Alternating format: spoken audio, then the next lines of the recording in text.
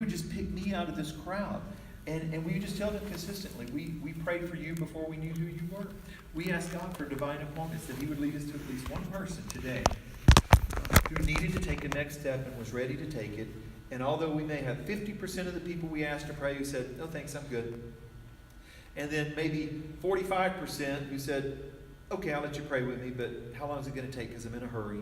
We'll find one person who says, oh yeah, oh, please pray for me. I need this. Yeah, and then we do it, and I walk away every time going, that was the person. That was the one. Yeah, and here's one of them we found, right? All right, so experience is the best teacher, and the best mentoring relationships may start off over a cup of coffee, or start off meeting together at someone's house, or just getting together. But as they begin to evolve into experiencing life together, doing life together, going out to a hospital visit together, visiting someone, bringing food to somebody's house, sharing the gospel with someone, that's when they really begin to take off. And that's where the church is going to grow.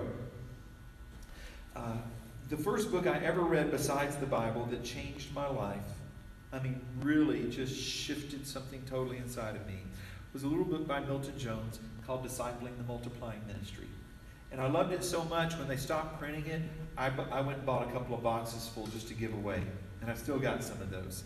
And I went back and reread it a few years ago, and I was like, oh, I forgot it was just really addressed to a certain group, the kind of church I was affiliated with, and there's a lot of internal language there. But the principles I got out of that was so good. And basically what he did was he applied the laws of geometric progression to disciple making.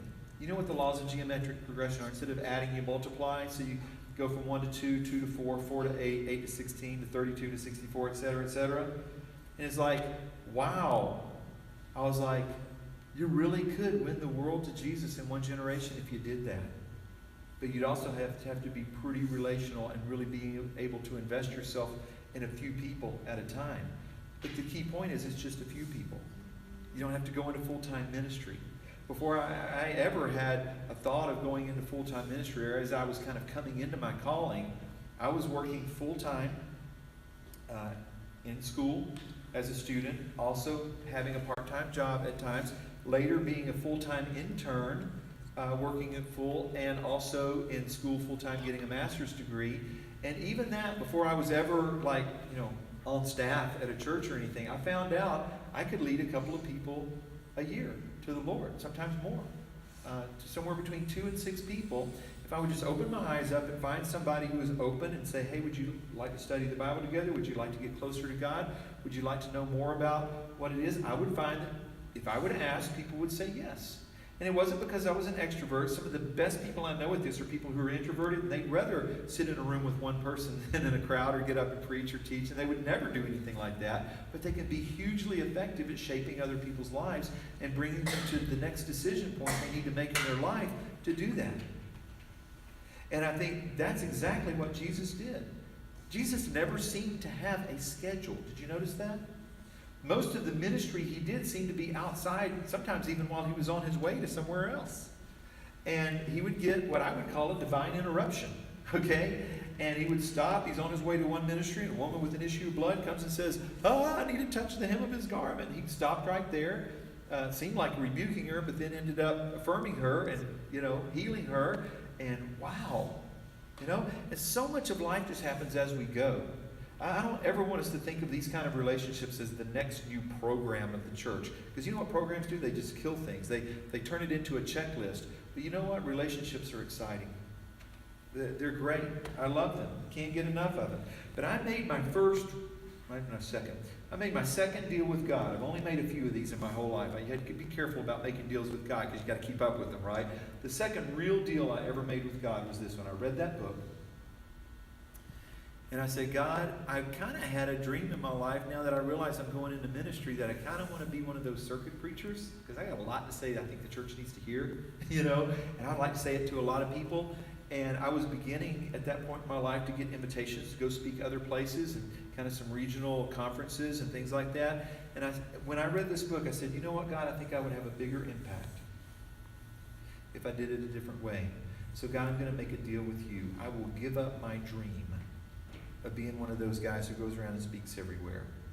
If you would just let me have the honor of doing one thing, and that one thing is, let me keep at least a couple of people in my life at any given point in my life that I can sit down and share with, that I can open up the Bible, that I can share the foundations of Christianity, and whether they're already a Christian or not a Christian or just need to get re-engaged with church or whatever, let me sit down and share with them some of the basics of Christianity, get them started on their walk, and if they'll let me after that, continue to study with them and mature them and equip them and help them to be fruitful so they can go on and pass it on to do it with the next person. And you know what God did? He accepted my deal. He accepted my deal. And I have not looked back with regret one moment. At any given point in my life since I was 21, I've always had someone, more than someone, that I can sit down with and share the love of God and the Word of God and the gospel of Jesus Christ and the proper response to that and what it means to be a disciple and how that person can be totally committed to God and find joy and peace and love like they've never had in their life. And I've done this with over 150 people. Okay? And almost all of them have either re-engaged with God if they were disengaged, or if they were not engaged at all, have made a commitment to Jesus, committed their life to Christ, and gone on to be a disciple of Jesus. And it's not because I'm super talented. It's not because I'm in full-time ministry. It's not because anything special about me. I just open myself up to God and say, God, please use me in this way. And He was happy to do it. And I'm happy that He lets me do it.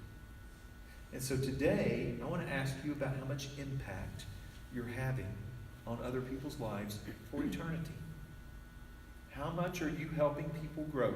Do you have one or two or three or four people in your life that you are intentionally helping to connect with God?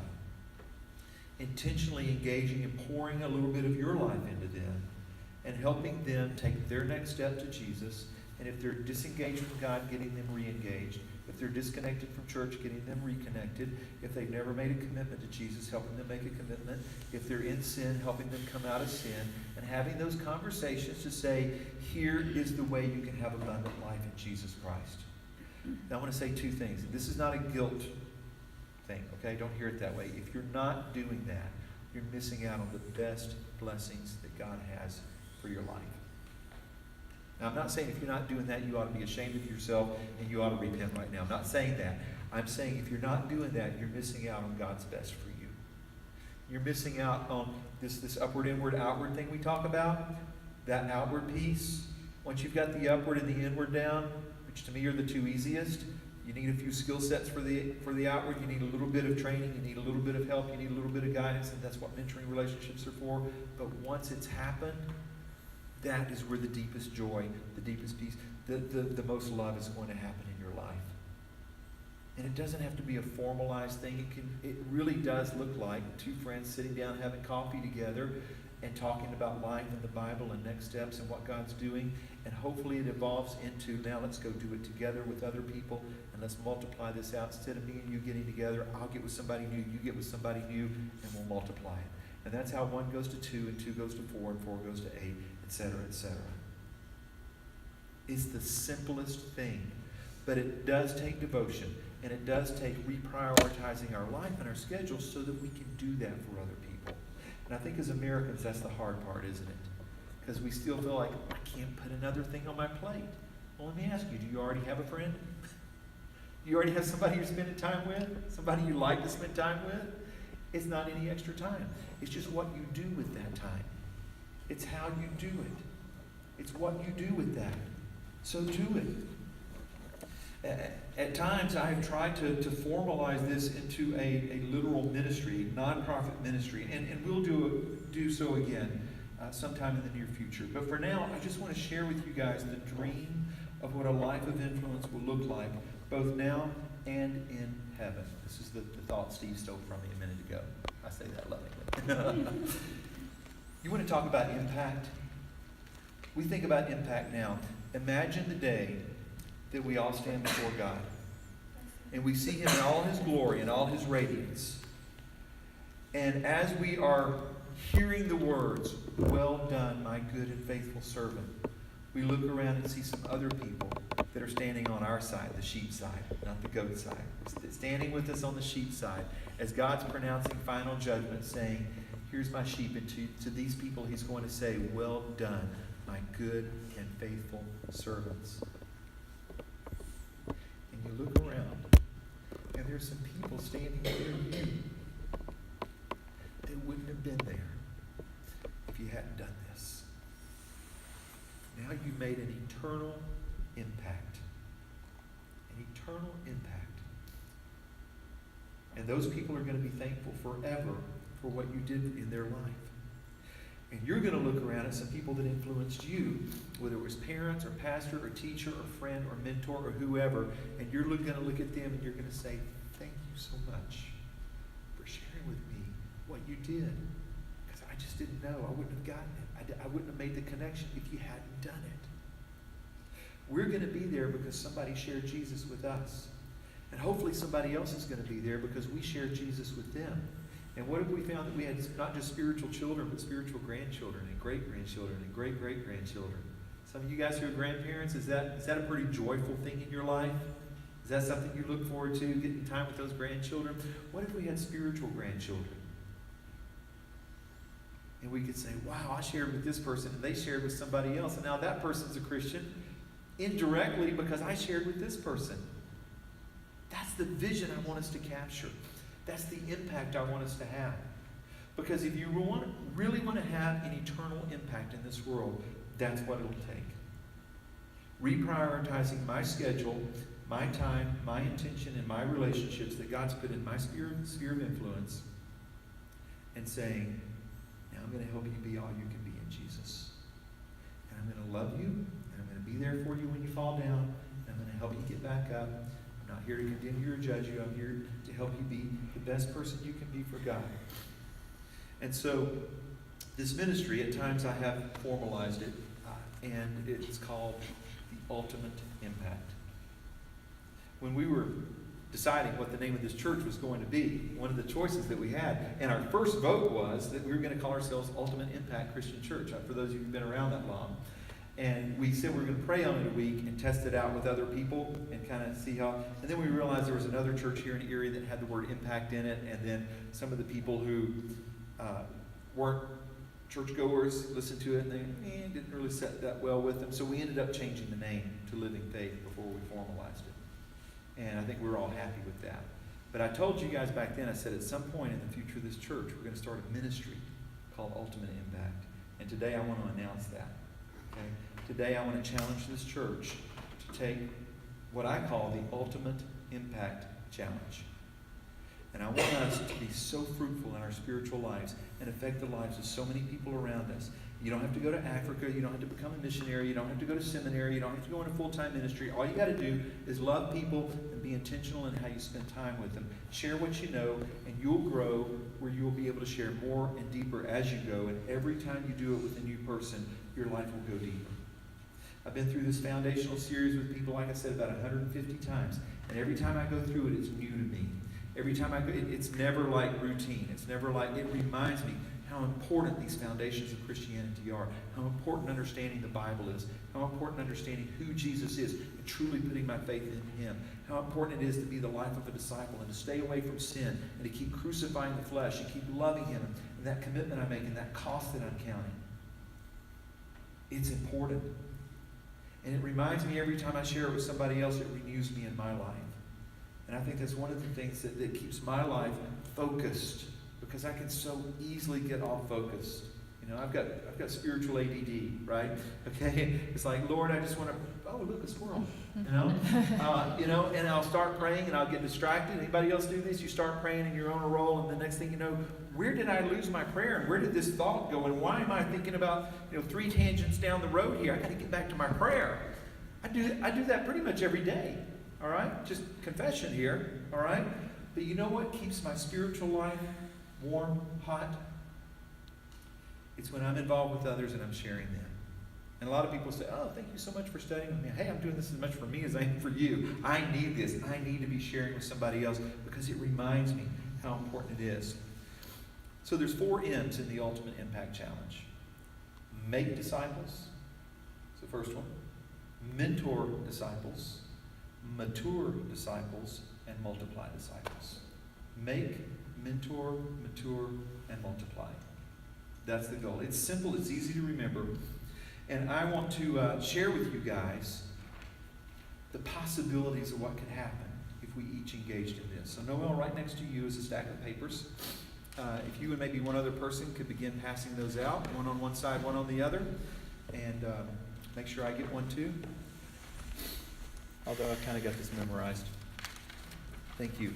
On one side is a geometric progression chart. If you've ever done this on math, you know exactly what I'm talking about. If you've ever thought about it, I think most of us are familiar with the principle. Say you're really, really, really not good at this, and you train 10 people, to the Lord in 1 year, and you just couldn't do it, and all you got one, and you felt like a failure, and you're like, wow, I reached out to so many people, and so many people weren't interested, and I only led one person to the Lord this year. That's probably one more than you led last year, right? Okay, that's good. And so 1 becomes 2. In 1 year, 1 becomes 2. Now, as you're looking at this, let me ask you a question that many of you have already thought through and may know the answer to you. If for 1 month, I gave you $1,000 per day, and every day, you just came back to me, I gave you another $1,000, another $1,000, another $1,000, another $1,000. Or I said, you can go with another plan, and on the first day, I'll give you $1. But I'll double it the next day, and you'll have 2. And then the next day when you come back, you'll have 4. Which one of those deals would be the more profitable deal? What would get you more money? $1,000 a day or $1 doubled every day? $1 doubled every day. Because look at this geometric progression chart. If you go down from 1 to 30, just say it's the month of 30 days, instead of $30,000, you would have $536 million and change. That would be the better deal, wouldn't it? Now let me ask you this. If you could lead one person a year into an engaged relationship with God, involved in church, having God make a difference in their life, understanding the commitment that a disciple has, and fully devoted to God. And you did that every year, but also asked that person to take that same challenge, and you multiplied out your efforts, and they took it. The entire world could be won to Jesus in 1 generation. There is not 17 billion people in our world right now, but in 35 years, that's how this could work. Wow. Now, I know life works more like a stock chart than a geometric progression chart. I understand that. Some people are going to fall away or leave or get mad or get hurt, not keep their commitment, but some will. And we will make much more of an impact by just taking this simple challenge and holding each other accountable to it and really making a difference. What if our church doubled in the next 6 months? Got about 55 people who come on any given Sunday. We'd hit that 100 mark pretty easily by the end of the year. If each one of us just reached out to one person, each family reached one family, we'd be there. We'd be there. And it's important. But what would it take? So turn on the other side of your sheet where it says the Ultimate Impact Challenge, reaching the world in 1 generation. Here's the challenge that I would ask you to take. Yes, I am ready to deny myself, take up my cross, change my priorities, and rearrange my schedule. I will do whatever I can to win at least one person a year to Jesus and pour my life into helping that person lead one person the next year and pass on the vision. I am ready to do this now or to be trained as I go along with someone while learning to do this within the next few months. You say, well, I've never led a person to the Lord. I don't know how to do it. I don't know. But you know what? If you get into a mentoring relationship with someone who does, you can learn it, and you can learn it quickly. It doesn't take long. Okay? Within the next few months, you could lead somebody to the Lord. You could do it. By the end of the year, you could do it. I've seen it happen over and over and over again. I've seen it happen. I saw one guy who made a commitment to Christ, and he was baptized on a Friday. And the next Friday, 1 week after that, he baptized his friend into Christ. I've seen it happen. And both are faithful to this day. Wow. One's probably undershooting what we could do. Okay, but I'm just saying, just one. If you just led one person to either commit to God or recommit to God, re-engage with God if they're not, just one person, what a difference that would make. Not only for you, not only for them, but for eternity and for every future generation after that. So if you take the Ultimate Impact Challenge, you're taking a challenge to become a continuously maturing disciple who is committing to doing whatever it takes to make and mature other disciples until the world is one for Jesus. Our job will not be done until that happens.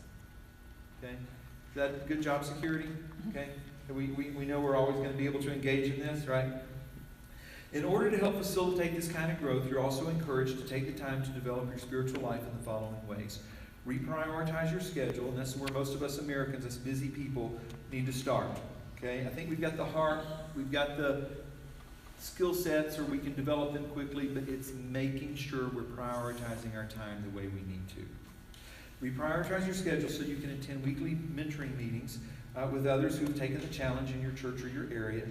In these meetings, discover and meet each other's needs for developing life skills necessary for having a maturing relationship with God, the church, the lost. This includes prayer, Bible study, confession, time management, money management, motivation, people skills, whatever the need is. And remember, you can't lead where you won't go, and you can't show what you don't know. Be voluntarily accountable to others in your group. Learn from others by various means. It could be podcasts, videos, seminars, books, whatever. People who are effective at making disciples. Make a concentrated effort to lead pre-Christians through the process of conversion. I'm happy to share with you my little 8-lesson series that takes anybody from anywhere and gets them to a point that if they want to be a disciple of Jesus, they know everything they need to know to make that decision. And again, I've done it over 100 times, and it's simple. If you can read, you can lead. If you can just ask the questions in there, you can do it. Make a concentrated effort to lead those pre-Christians through that process. And then as you are making disciples, help those disciples to make other disciples and instill in them the vision of the Great Commission to which Jesus has called all his disciples. At an appropriate time in their spiritual walk, invite them to take the Ultimate Impact Challenge as well. Now, because I'm so serious about this, and because my life is so committed to this, and because that's why I became a church planner, and that's what I want everybody to be doing, I now have revised a website for this. And it's at the bottom of that sheet, ultimateimpact.org. Okay? It's almost completely finished. There's still a little reorganization that needs to happen, and the foundational lessons still need to be put back up. But it's pretty much ready to go. I also have a Facebook page on this. And we just hit our 100th member this past week. There's 100 people already saying, hey, I'm interested in this. Okay? So, I want to challenge you guys to do the same thing. And don't worry if you feel inadequate. Don't worry if you feel inexperienced. Don't worry if that. Just get together with somebody and learn it together. Just figure it out. If you get somebody who's done that before. So why is this important? Why would we go to this length? Why would we take this challenge? Why would we reprioritize our time? Because it's what Jesus did. Jesus knew that far more effective than any advertising plan, any business strategy, anything else that might have worked with the church, he poured his life into a few people. And 11 out of 12 of those went on to make a huge difference in the world. It's pretty good odds. 11 out of the 12 people that he discipled went on to change the world. And then one betrayed him and went away and consequently lost his soul. But everybody else not only gained their soul, but they helped other souls enter the kingdom of God. And they will be in heaven. And many of us are here because of what they did 2,000 years later. Who's going to be in heaven long after you die? Who may not ever know your name this side of eternity, but is going to be in heaven because you did this. You took this challenge. You made this difference. What does it mean to have impact? It means to be a person of influence. How could we have the ultimate impact? By making a commitment to make disciples and to train others to follow Jesus and equip them to do the same, seeing a geometric progression of disciples who are making disciples. If we all did that, the world would be one in one generation. And what kind of world would that be? How many of you are tired of the posts on Facebook that complain about politics, injustice, things that are going on. How many of you want a better world where that does not have to be something you read on your social media every day? Or be the one that's putting it out there, right? Okay? What's going to do that? Is a new government program going to do that? Is a new election going to do that? Because, the last 40 didn't, right? Plus, the only thing that's going to make that kind of change in this world is Jesus Christ and His power. That's it. Another government program, another weight loss program, another social appropriateness class, none of that's going to make a difference. Not the kind of difference that we're talking about, an eternal difference. It's going to be because disciples decide to make disciples. And the way I got taught was if you're going to be a disciple, it means making disciples. To say I'm going to be the end of the road, I'm glad somebody shared Jesus with me, but I'm never going to try to do that with anybody else, and I'm never going to get equipped on that, to me is one of the most selfish things we could do. I love God. I want other people to go to heaven. Let's do this, right? So, ultimate impact is simply a practical way to fulfill the Great Commission by networking together to make, mentor, mature, and multiply disciples. The Great Commission is for everyone, not just those gifted in evangelism. But most of us have never seen a model of evangelism that works and consistently produces maturing disciples. That's because most churches are using programs to reach people and not training their people to be the messengers of the gospel.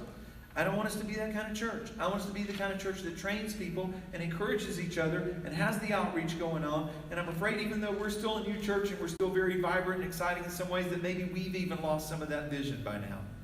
Vision leaks, right? If we don't constantly remind each other that we're on a mission, that we're here to help other people, that we've got to be outward focused, we will lose it just like so many other churches have. And I don't want that to happen. We said when we started this church, we're not going to be just another church that does the same thing every other church does. Because why start? Why not just go to one that's already doing everything else that everybody else does? We said when we started this church, we were going to be outward focused. Let's do it. Let's do it. So how did Jesus reach people? He called people to be with Him. 2 words, with Him. And anytime you're around a passionate follower of God that just loves Him with all their hearts, being with them is enough. Because things transfer by osmosis, right? Not through a classroom.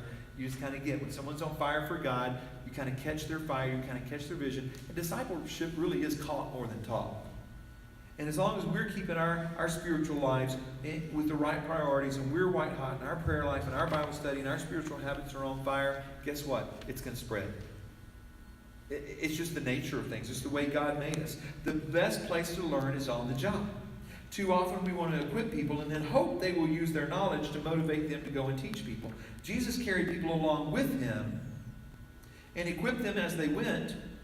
To put it simply, God doesn't call the equipped, He equips the called. If we'll accept the calling, He'll give us the equipping. He'll give us the experience. But only if we actively do what He's commanded, and that is to go and make disciples. So taking the Ultimate Impact Challenge is simply saying, I want to learn as I go to be a better disciple maker. And we will be intentional about relationships that build up, encourage, equip, and challenge, and stay on mission together. This will change your life more than anything you've ever done. You say, oh, when I became a Christian, that's when my life changed. Yeah, that's when you got saved. That's when you went from lost to saved. But it didn't change your life the way this is going to change your life. Because this will cause you to go to deeper, more relational, more influential, more joy-filled, more peace-filled than anything you've ever done before. When you're on mission, not just the upward and the inward, but when you've got the outward going, your spiritual life is balanced and complete. Without it, you're off balance, you're incomplete. So, how many people, turn your page back over to the number side, the geometric progression, and let me ask you this very, very difficult question. See if anybody in the room is smart enough to figure it out, okay? How many people would it take to start that kind of movement? Anybody got a guess? How many people? 1. So guess what? The pressure's off because there's already one who's decided to do it. But what if one more in this room decided they would do it? You know, we'd cut down world evangelism by a whole year. Okay? We'd get there 1 year faster if just one other person besides me said, I'll do it. What if 3 of you decided to do it? 3 and me, that makes 4. We would cut 2 years off. We could win the world to Christ 2 years quicker. What if me and 7 of you guys did it? 3 years we cut off. Whoa! Do you see how important the first few generations are? How important this is? And I don't know how many people are going to take this challenge. I'm not going to ask you to raise a hand. I'm not going to ask you to sign a card and turn it in. I would ask you, though, to go home and pray about this, unless you already know, okay, I'm in. This is what God wants me to do. I'm going to do it. All right? But I will ask you this. Pray about it. Think seriously about your schedule. What Jesus has called every one of us to do. And then let me know when you're ready. Please. Yeah, this is discussion today. We got a small group. Let's do it. So the second to the last point, it says make a concentrated effort to lead pre-Christians through the process of conversion. This has been on my heart, this whole thing. I mean, it always is, but especially since I got out of school. And I was excited because I got to study with Diane last summer. I'm like, who am I going to study with this summer? Who could I lead to the Lord? But I was reading a fiction book last week, and it was about fishing. And fishing is so intentional. You got to go to the garage, get the fishing pole, and you got to find a good spot. You got to get the right bait, the right lure. I mean, you don't just catch a fish that's swimming by on accident and grab it. And I feel like asking somebody who wants to go fishing with me spiritually, because I mean, my sphere of influence, pretty much everybody that is non-Christian around me are my neighbors. But I've tried fishing for a long time. But I feel like, like that street ministry that you and Steve do, I feel like we need to be intentional and go fishing with each other, because it's not going to happen just, I mean, it might. People will see your light and people will see how on fire you are, and it might just, at the grocery store or something. But fishing is an intentional thing, and you got to go fishing. And so I would let someone go fishing with me. Go to a park, or go, small group, go to a park and play volleyball and invite somebody in to play volleyball with you. I mean, that's fishing. Yeah. They may not get caught, but you got to be intentional. And so I wanted to piggyback and say that that's been on my heart too, and I'm ready to go fishing. Yeah, and I think you're hitting on it. A lot of us have that desire. Yeah. But how intentional have we been about it? I mean, doing it the way you've been doing it, how successful have you been? Right, and regular obviously fishing. Something needs to change. People want to go fishing, but you got to go to the garage and get your fishing pole and go to the lake. Yeah. There are some logistical pieces to this. There's more than a desire. There's actually some. We're gonna get together. We're gonna do this together, just 2 by 2, just like Jesus did. Maybe 3 people in your group, something like that, and just do it. Just do it. And you know what? If you tried all year and you went a whole year and you didn't do it for a year, and you went 2 years and you didn't do it for a year, and then the 3rd year you started, you'd still be making a bigger difference, wouldn't you? Even an apple tree doesn't bear fruit until its 3rd year.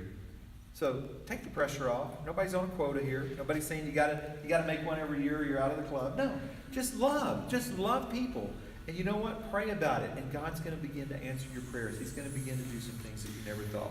So if you want to consider committing to this, you can see me after worship today, because I'm ready to take this ministry to the next level, and I'm ready to move with the movers. I really got a confirmation in prayer about a month ago, and I said, God, I've been doing this my whole life since I committed this to you. I want to see other people do it. I've got a lot of spiritual children, but not nearly as many spiritual grandchildren as I would like. So God, and I just could sense the Holy Spirit saying to me, move with the movers. Now's the time. And I was so excited. I was like, okay, who's ready to move? So today I'm just asking, who's ready to move? Who are the movers and shakers that are ready to do this? And see me after worship today or anytime this week or whenever you're ready, and we will help you partner up with somebody. Get in a mentoring relationship. Get equipped, make a difference, and have the ultimate impact. Now, I got to finish by just praying about this, because this is so deep in my heart. I honestly think, even though it's not been the most dynamic sermon I've ever preached, it's not been the most, the shortest or the longest, it has the potential to be the most powerful sermon I've ever preached. Just what I've said today. The most powerful. So I want to give that over to God in prayer. And I want you guys just to seriously consider, just friend to friend, brother to brother, brother to sister, I want you to seriously consider doing this. And watch what God's going to do through you, through this church. God, we do love you. And so many people in this church have a desire to make an impact in this world. We don't want to leave this planet Earth without having left our little dent here, without having made a difference, without having done something significant.